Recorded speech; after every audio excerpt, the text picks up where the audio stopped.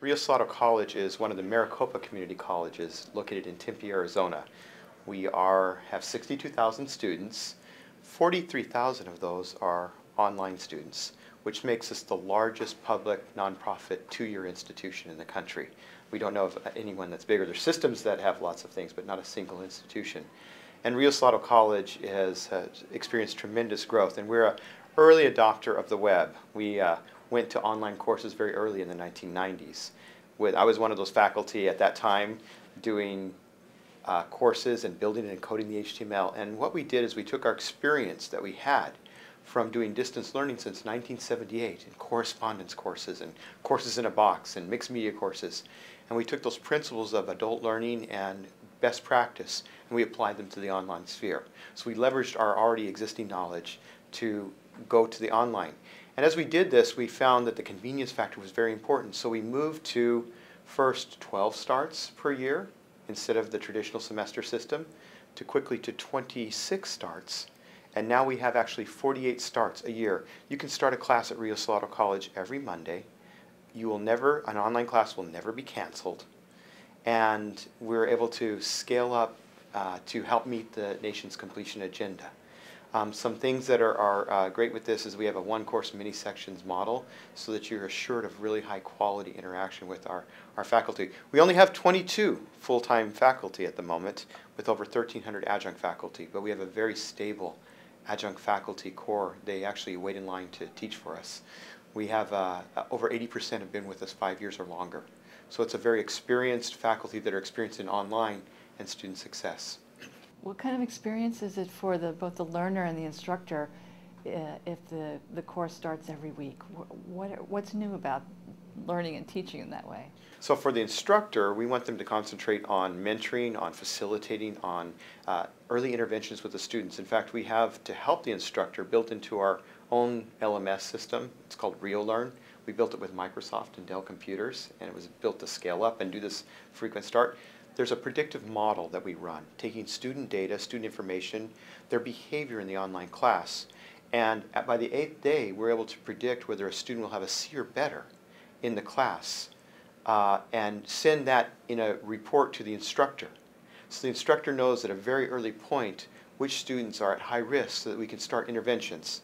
For example, we know from their login behavior, from site engagement, from their pace, whether they're keeping up with the points, compared to historical data of students that have gone through those classes, whether they're going to be successful or not. So we know the exact things that we need to tell the student to do that's going to help increase their success. For example, we know that if they log in by the first day of class, they have a 21% higher likelihood of getting a C or better if they've merely logged in by the first day of class. You know, showing up to class is important. You can look at the real classroom. Do you show up for class? Are you engaged in the discussions? Are you doing well when you turn in your assignments and on your exams? It's the same thing, but we're not basing it on anecdote or feeling. We're basing it on the actual data to do that. And so our predictive modeling helps us have early interventions to retain students so they have student success. So that's an example of the instructor side of those expectations. We want them to be engaged and engaged early on with the student. As a student, you are able to log in the portal and get a lot of information through RioLearn. You have access to your transcripts. We have 24-hour librarian service available, either through text or chat. That's available. So you have an APA question, you can do that. You need to find an article, can't find a book, they're there to help you. We have electronic student advising. So students can get advising, also counseling available. We have 24/7 tutoring services that are available to the students, including a technology help desk and an instructional help desk. So technology, if you're having any problems with your computer, connectivity, getting to the lesson, something's going on, there's always cookies or something like that. Or you have a question and you might not want to ask the instructor. We have an instructional help desk staffed by experienced adjunct faculty who've been teaching for years to help them, usually in subject areas, walk through the lessons and ask those general questions. We want to have layers of support and strength for the students.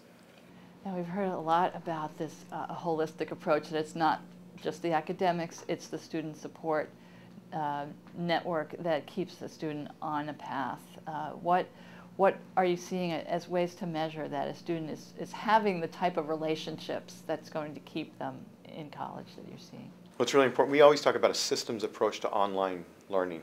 So it should be better, equal to or better than the in-person experience. And so we found that actually as you build support systems for online students and build convenience and flexibility, that also transfers to and we do have some in-person classes, for example, incarcerated students that are gated communities, as we call them sometimes, dual enrollment and others, but corporate and business.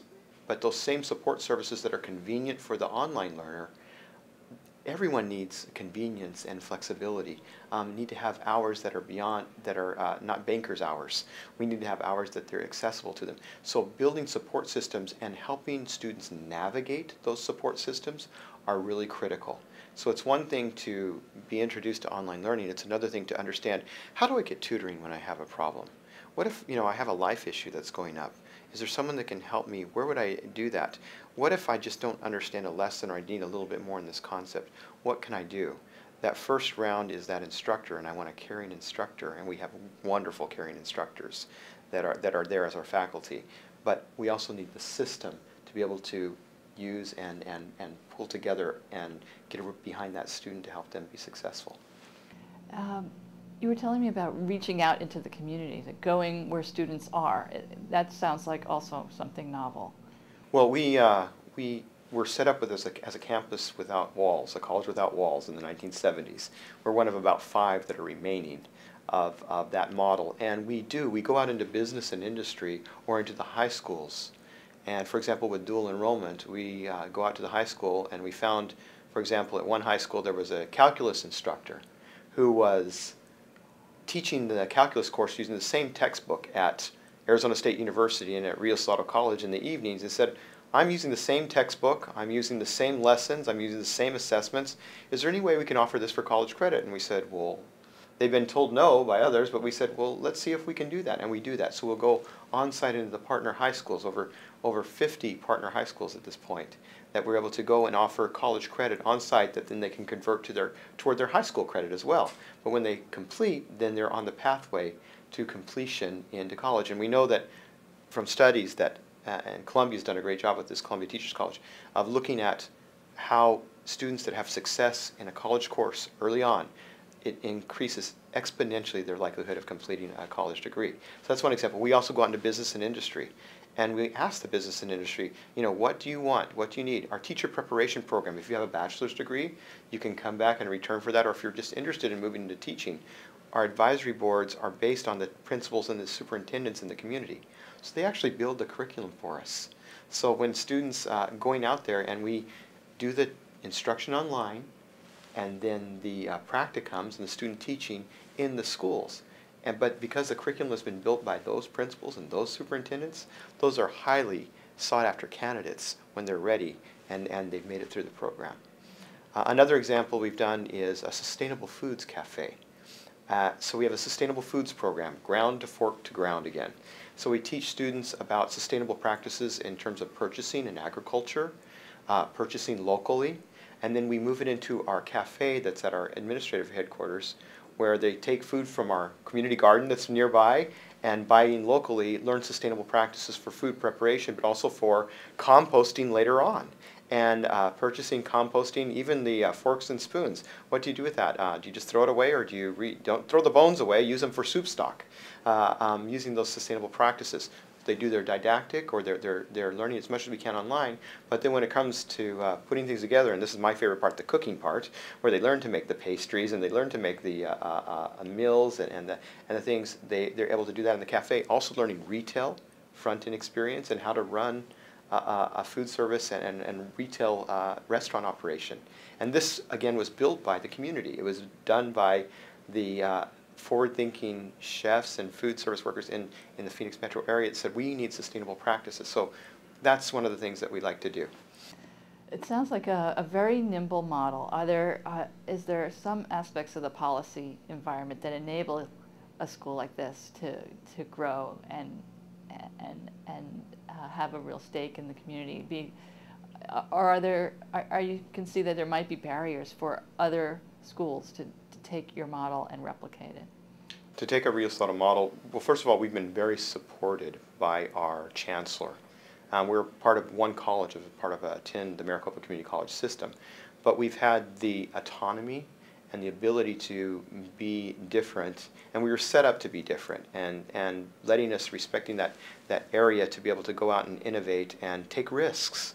And our chancellor and our governing board have been very helpful through the years, have had a tradition of doing that. So if you were to try to replicate Rio Salado College, there's two things that you'd have to replicate. The first one is a disruptive college, like Clayton Christensen talks about, or Lou Soares, of moving and giving a separate unit that has enough autonomy that they're not bound down and restrained by tradition, that they can take risks and have the resources to be able to do so. Not blindly or radically in ways that are unresponsible. You have to be very responsible, especially as a public institution. You have to be very responsible. But having that space. The other portion of that is creating a culture. So Rio Salado College has a culture of, it's not, we don't say continuous improvement, we say relentless improvement. So we're sort of high achievers, but we have a culture that buys into the notion that we can continuously improve.